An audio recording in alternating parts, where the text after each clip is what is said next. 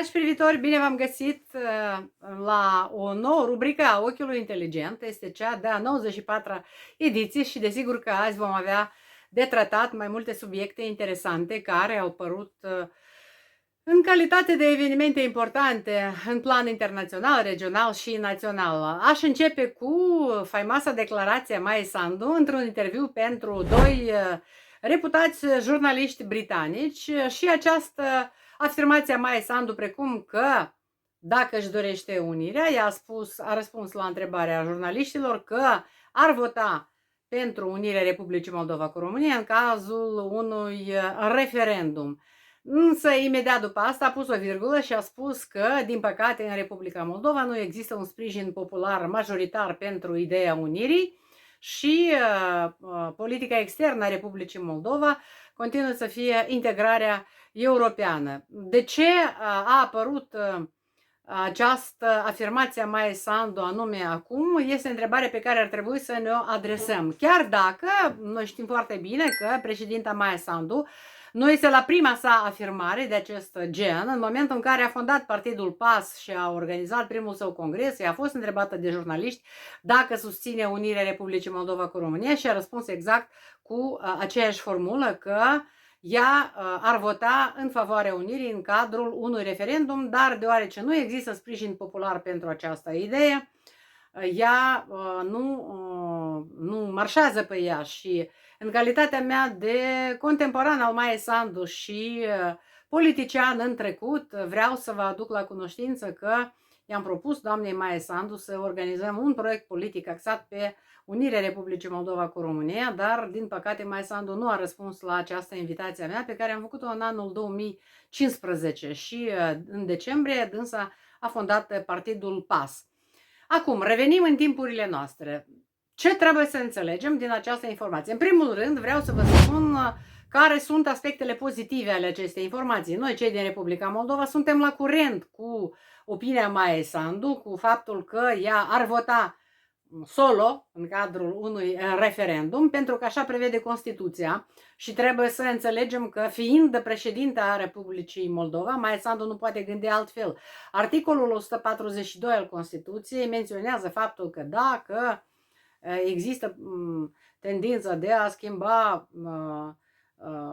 să zic, neutralitatea în primul rând, dar și statutul Republicii Moldova, oricare ar fi acesta, este nevoie de organizarea unui referendum la care, din cifra tuturor participanților, adică alegătorilor, să fie dat un răspuns de 50+1 în favoarea unei astfel de întrebări, de exemplu, doriți unirea Republicii Moldova cu România. Prin urmare, Maia Sandu, în calitate de președinte, ea a formulat corect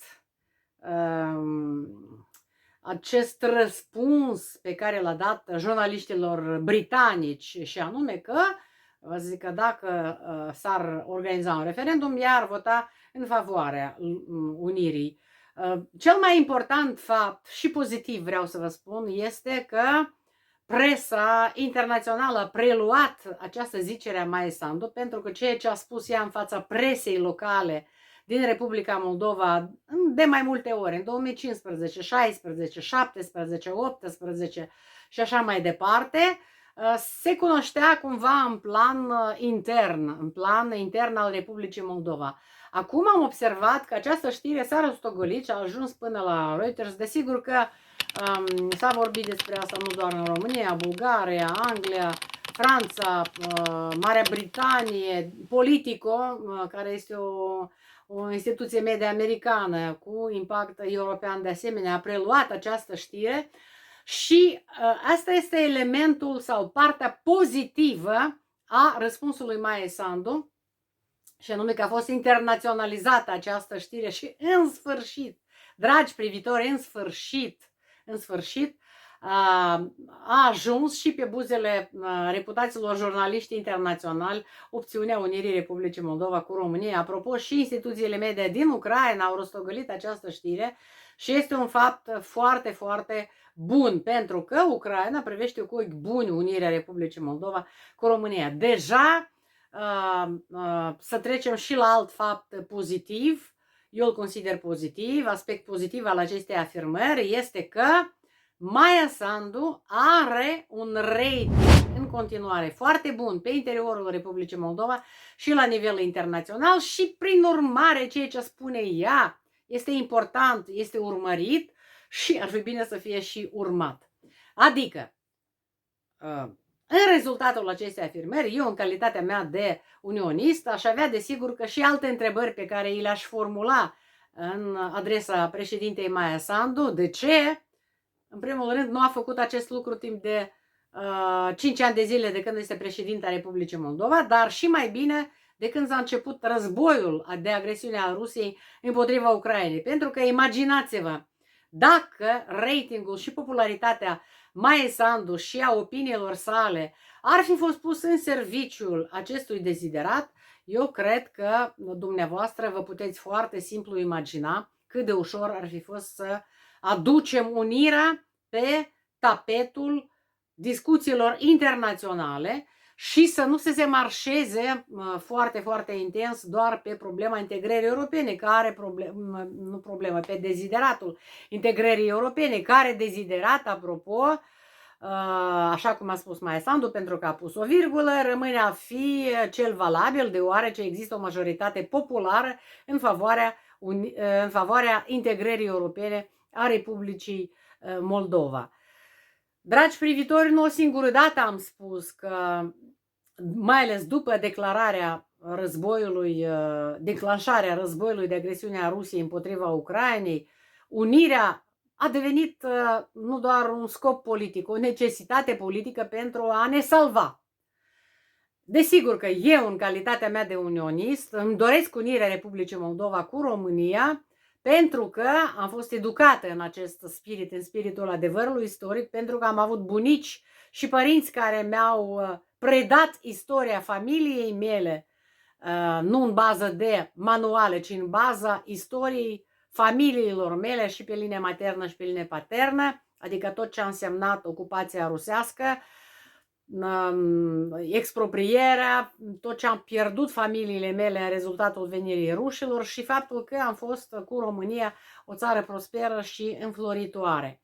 Dar Maia Sandu, în răspunsul pe care l-a oferit britanicilor, apropo, vreau să vă spun că această întrebare pe care a adresat-o jurnaliștii britanici Maia Sandu nu a fost pregătită din timp, pentru că dumneavoastră vorbea despre Revoluția poeților, limba română și faptul că ne-am emancipat atunci în 89-91 datorită limbii române și întrebarea firească despre unirea cu România a apărut foarte brusc, spontan și dânsa a răspuns la această întrebare, dar s-a grăbit desigur să pună un dar, să spună că nu avem o majoritate populară și că, atenție, asta este o noutate, probabil, ea le-a spus jurnaliștilor britanici să privească în jur și să analizeze conjunctura internațională. Și aici, desigur că intervine acea noutate pe care aș vrea să o menționez. Faptul că Maia Sandu a invocat conjunctura internațională, iar aceasta, dragi privitori, înseamnă nu doar războiul de agresiune a Rusiei împotriva Ucrainei, care este în preajma noastră, nu doar pericolul rusesc care vine asupra noastră dacă, Doamne ferește, Ucraina pierde în acest război sau, Doamne ferește, rușii izbutesc să ajungă la coridorul dunărean și cuceresc Odessa, dar ea s-a referit desigur și la conjunctura internațională, tot ce înseamnă acțiunile Statelor Unite ale Americii și frâna pe care apasă Statele Unite ale Americii în momentul în care ar trebui să intervină și să-și reasume rolul de garant al democrațiilor, garant al libertăților și al drepturilor omului la nivel mondial. Lucrul ăsta, desigur că Statele Unite, sub conducerea administrației Trump II, ezită să o facă. Deci, Maia Sandu nu a pronunțat, dar s-a gândit cu siguranță la faptul că sistemul de drept internațional este contestat astăzi prin acțiunile care se întâmplă în toate punctele globului pământesc. Despre asta vom vorbi un pic mai încolo. Deci, să concluzionăm, dragi privitori. Reamintirea de către Maia Sandu a necesității unirii Republicii Moldova cu România, chiar dacă a pus un petit bemol, cum spun francezii, și a spus că trebuie referendum, aș vota pentru, dar referința pe care a făcut-o la conjunctura internațională, la cel de-al doilea mandat al său, deja un an de când l-a câștigat, e de mare importanță din punctul meu de vedere, pentru că acesta este un semnal pe care Maia Sandu l-a transmis nu doar către presa internațională, ci și către instituțiile internaționale. Și acest semnal a fost transmis și către cetățenii Republicii Moldova, pentru că, dragi privitori, cu siguranță președinta Maia Sandu cunoaște mult mai multe lucruri decât noi cu dumneavoastră. Și dacă Maia Sandu, căreia nu-i prea place să vorbească despre unire, pentru că datorită și grație atitudinilor sale și ale partidului său, unioniștii au fost alungați din spațiul public, discursul unionist a fost alungat din spațiul public și nu se prea vorbește de faptul că suntem români la fiecare adresă pe care o auzim și din gura Maia Sandu, inclusiv de Revelion la trecerea în 3 ani. Dragi moldoveni, moldoveni, moldoveni, Igor Grosu, dragi moldoveni, moldoveni, toți premierii pasului, și actualul și cei precedenți, moldoveni, moldoveni, moldoveni, moldoveni, artiștii care se inspiră din aceste discursuri politice publice, de la ei auzim în fiecare zi, moldoveni, moldoveni, moldoveni, moldoveni, tot soiul de influenceri care apar și pe TikTok și pe toate rețelele de socializare și devin influenceri cu inuilene astăzi și vorbesc într-o limbă română pocită, cu rusisme, cu injurii și așa mai departe, ăștia tot moldoveni, moldoveni, moldoveni, moldoveni, în loc de Republica Moldova, Moldova, Moldova. Deci, este acreditat un discurs moldovenist deșanțat, împotriva căruia eu mă revolt, ființa mea se revoltă, împotriva acestui discurs public, politic, moldovenist. El a fost înrădăcinat în spațiul public în anii de guvernare PAS și îmi pare foarte rău pentru aceasta, pentru că noi moldoveniți și așa avem suficienți. Uitați-vă ce s-a întâmplat după ce Maia Sandu a dat acest interviu și după ce s-a rostogolit știrea despre unirea Republicii Moldova cu România, s-au trezit din somnul de moarte Dodon și Voronin, acești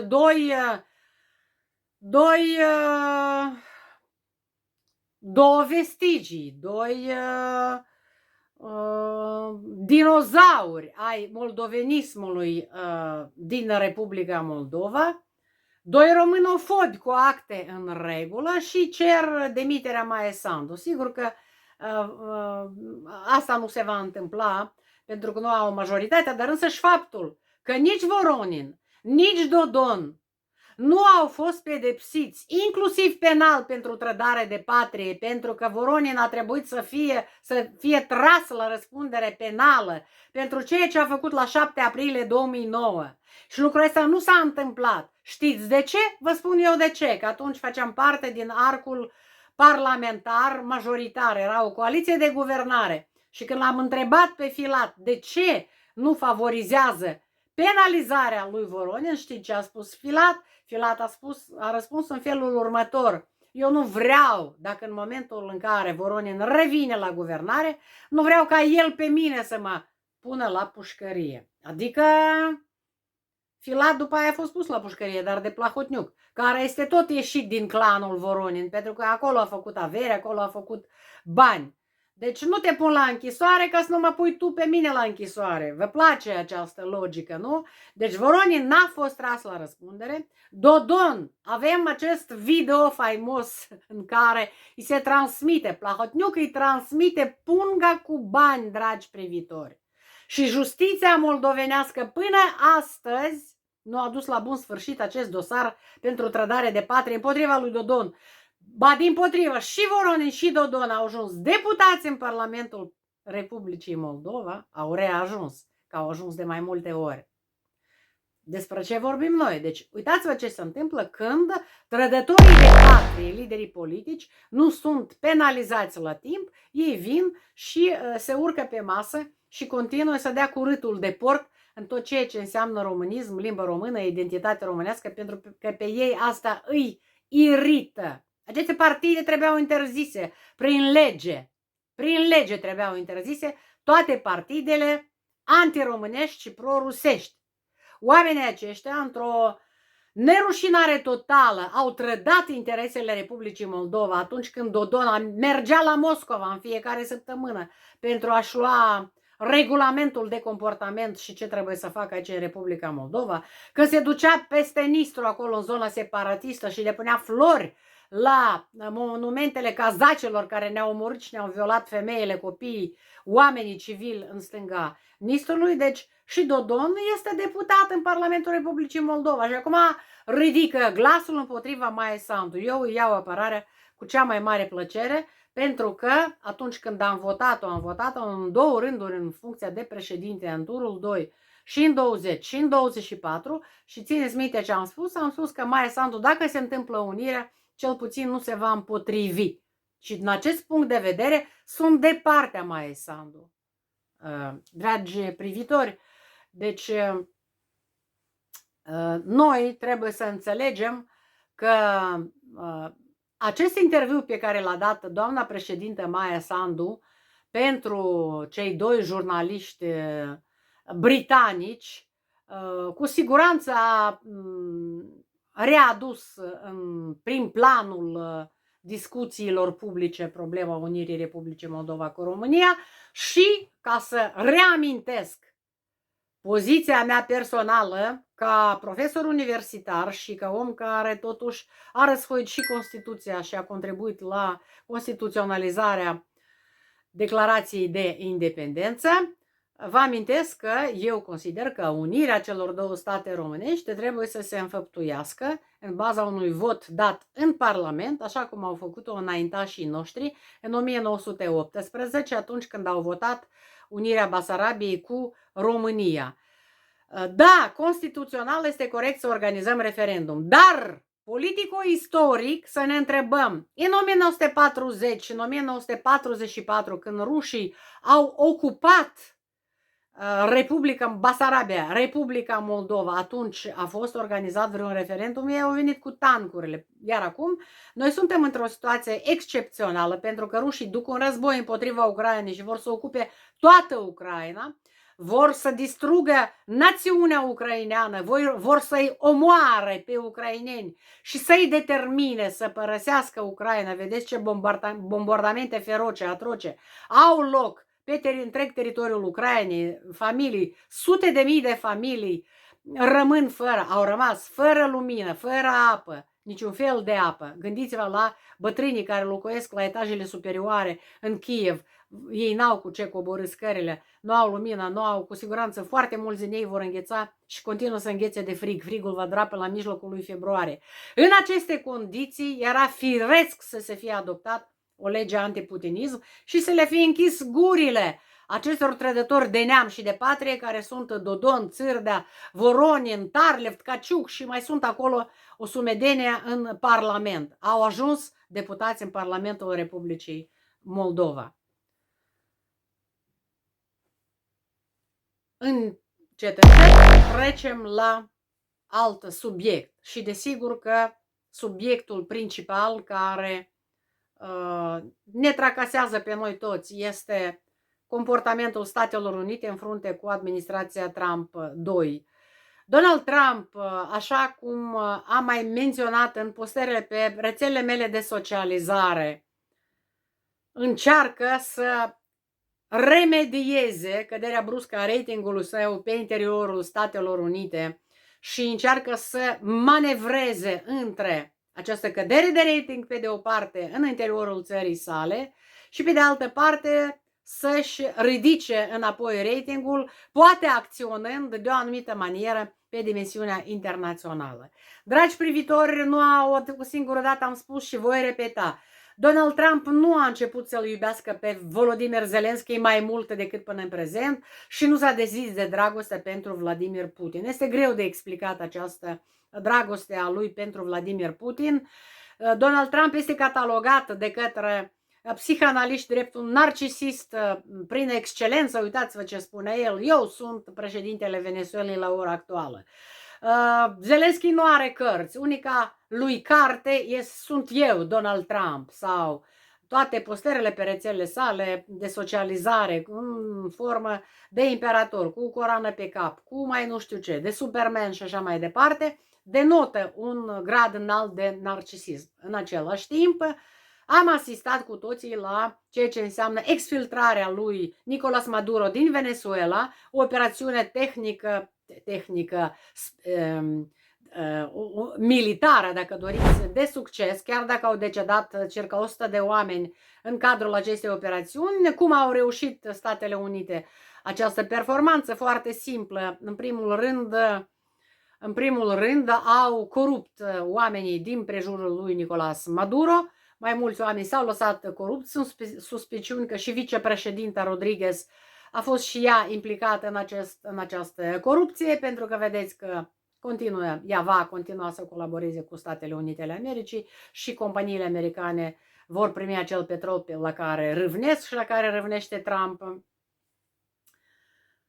Dar Statele Unite nu s-au amestecat în schimbarea regimului din interiorul Venezuelei. Este important să revenim la acest subiect, pentru că, pe de o parte, Donald Trump spune America First, adică, în primul rând, Statele Unite ale Americii, poporul american, iar poporul american nu este interesat ca Statele Unite ale Americii să o facă pe marele polițian al planetei Terra, să se implice în tot felul de scandaluri internaționale, pentru că au existat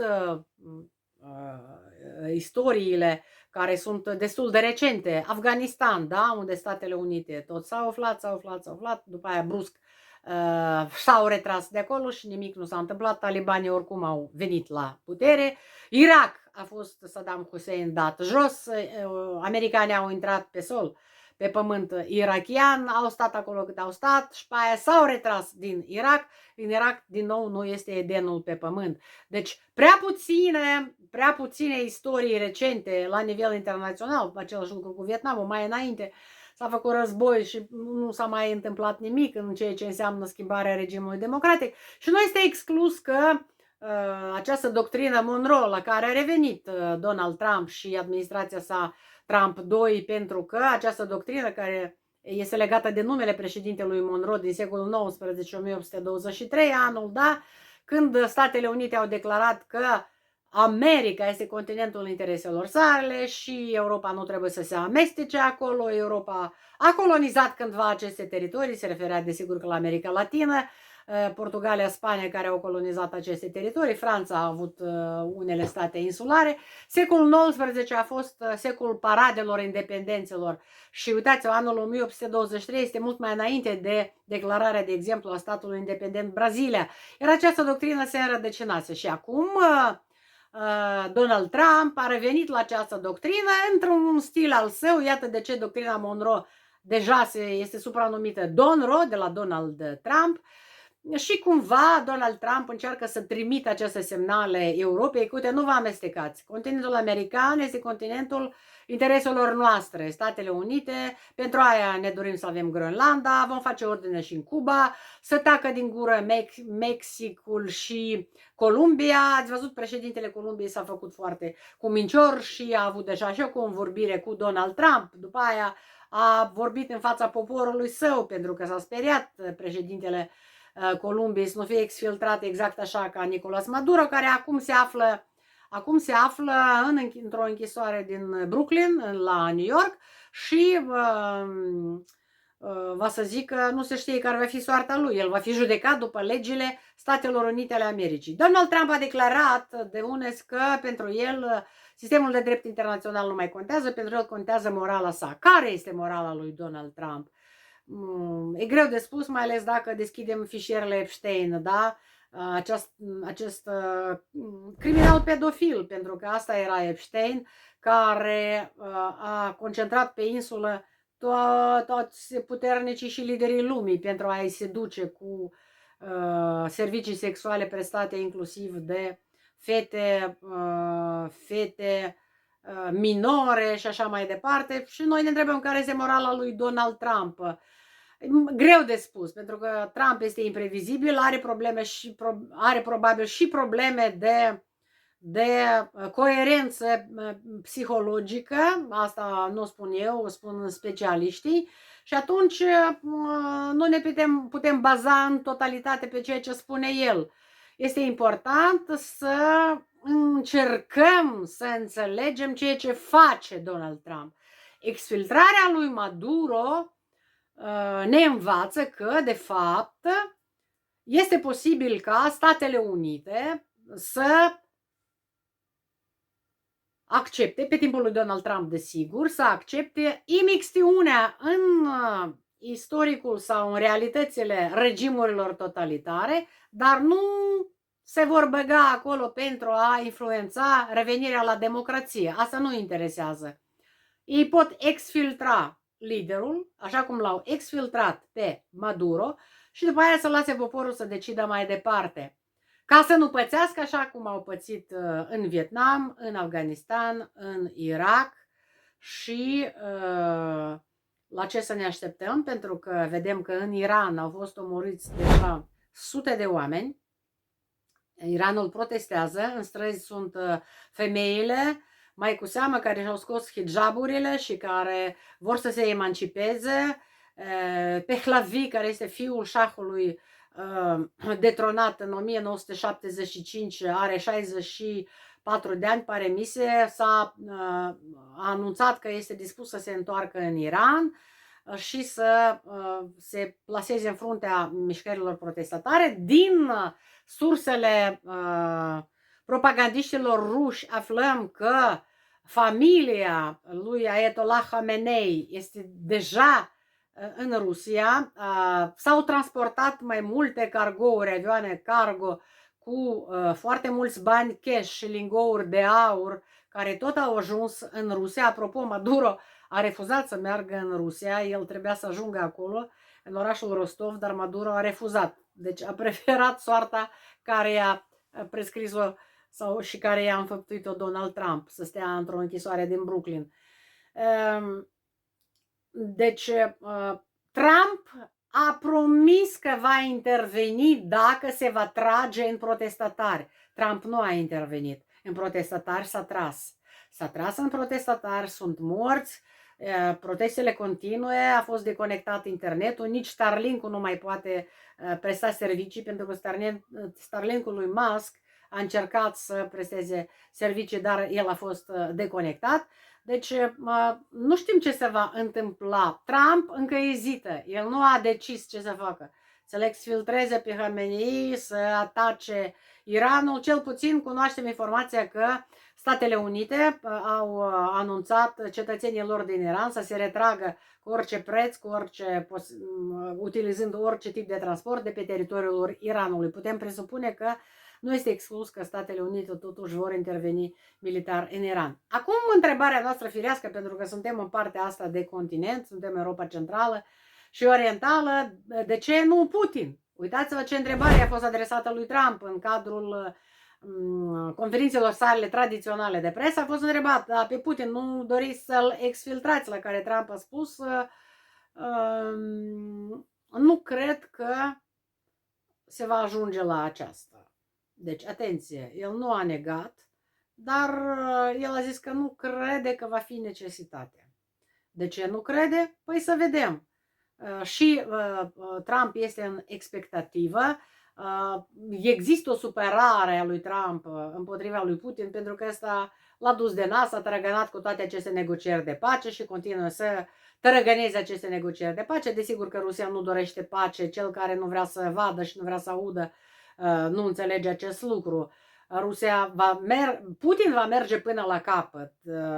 Foarte mulți specialiști, și eu sunt de acord cu această opinie, războiul se poate termina doar dacă moare brusc Putin sau cel care joacă rolul lui Putin, sau dacă pierde această aripă a silovicilor, a puternicilor, a războinicilor din Kremlin, pentru că acolo tot se duc lupte crâncene între turnurile Kremlinului. Dar, atenție, lui Putin nu i-a rămas prea mult, sau celor care îl susțin. după ce a lovit cu Oreșnic, care s-a dovedit a fi un amalgam de componente ale rachetelor vechi sovietice încă de prin anii 60, chiar dacă ele nu au avut încărcătură nucleară, ele au provocat mizerie și distrugere în Ucraina, pentru că această rachetă zboară și cade direct din cosmos și ea poate fi interceptată în cosmos, mai puțin cu celelalte sisteme de apărare care sunt tradiționale la ora actuală și sunt folosite pe teritoriul Ucrainei. Dar următorul pas, dacă ar fi să urmăm logica militaristă a lui Putin, este să utilizeze arma nucleară de dimensiuni mai puțin, deci nu de dimensiuni, dar cu efect local, da? Asta îi se numește armă nucleară tactică. Nu există armă nucleară tactică, există armă nucleară cu capacități, care are capacități mai mici sau mai mari de expansiune a puterii sale de explozie.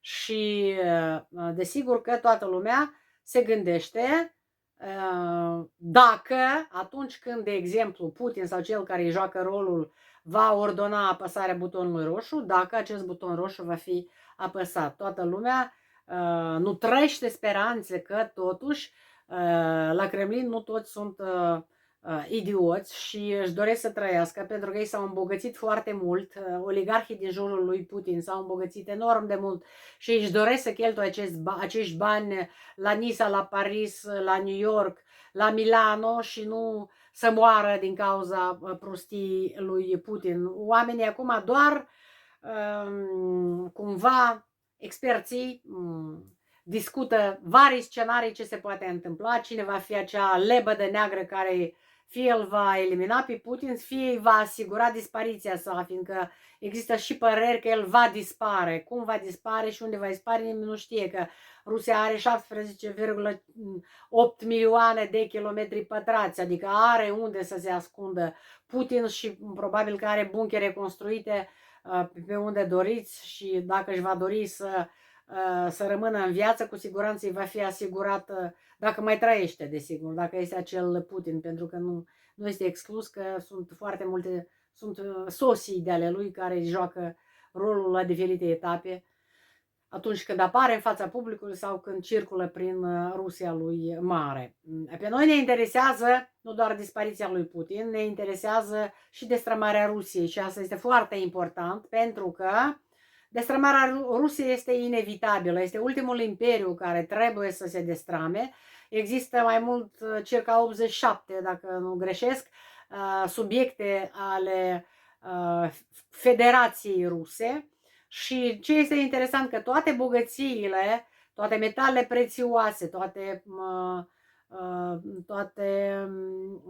va să zic aceste pe lângă metale, da, metale prețioase, pietre prețioase, sunt zăcăminte enorme, mai ales în Iacutia, în partea de nord-est a Rusiei, se află pe teritoriul subiecților federației, adică a minorităților, cum ar veni, și de ce aceste minorități n-ar spune rezultatul acestui război ucigător și mai ales în rezultatul hoției pe care au realizat-o oligarhii de-a lungul anilor, pentru că ei s-au îmbogățit după destrămarea Uniunii Sovietice și au privatizat pentru nimic toate aceste uzine de extracție a bogățiilor.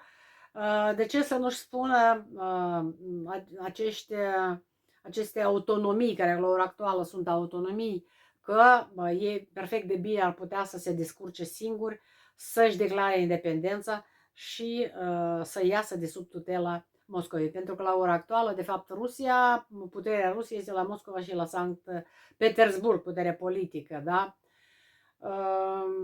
Dragi privitori, am făcut o scurtă incursiune la tot ceea ce înseamnă ultimele evenimentele de ultimă oră. Eu vă invit să mă urmăriți, să puneți un like acestei emisiuni, să o distribuiți pe rețelele dumneavoastră de socializare dacă vă place curentul meu de opinie. Eu vă doresc tuturor un an în care totuși să ajungem la o pace în regiune și desigur noi unioniștii, noi ne dorim în sfârșit ca Republica Moldova să se unească cu România până în frontiera controlată administrativ pe Nistru. Vedeți că această precizare o fac de fiecare dată pentru că eu consider că unirea Republicii Moldova cu România nu poate să se realizeze împreună cu teritoriul secesionist de peste Nistru.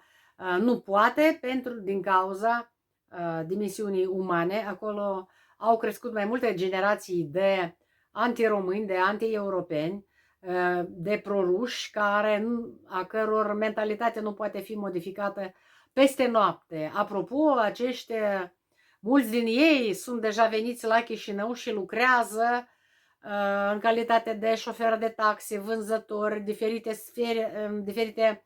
sfere ale serviciilor publice și nu cunosc niciun cuvânt în română. Eu personal m-am ciocnit cu astfel de situații și le-am spus, dacă veniți aici la Chișinău, faceți un ban, supraviețuiți datorită faptul că vi se oferă un loc de lucru, măcar salutați-vă cu mine în limba română, că era vorba de o vânzătoare la magazin, că am întrebat-o, de unde ești?